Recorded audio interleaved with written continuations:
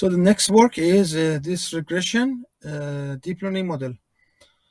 In this case, we use this deep learning with the regression layer on the last layer to be able to predict this reconstruction distance in digital holography.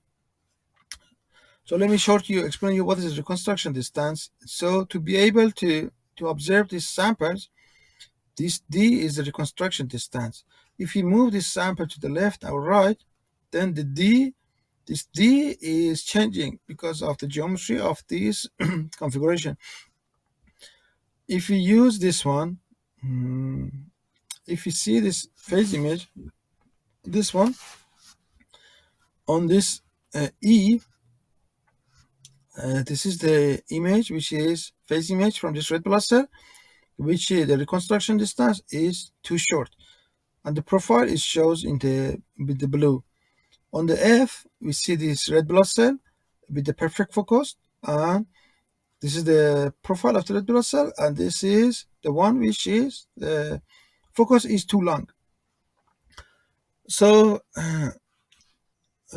conventional way of finding this phase image and this best focus is to reconstruct these phase images with different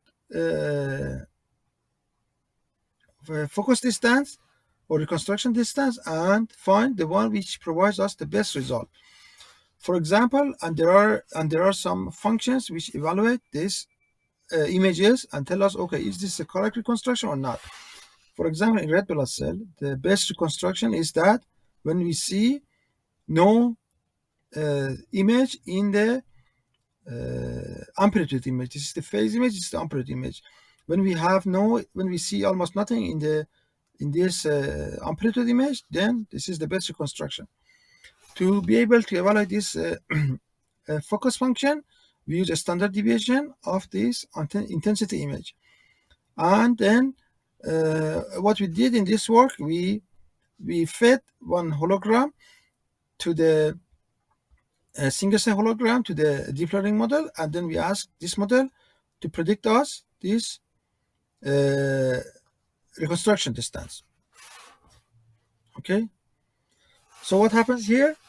We obtained this hologram, and then we applied Fourier transform, and then we did spatial filtering in the Fourier transform, and then we fed this single cell hologram to a regression model, and it gives us reconstruction distance.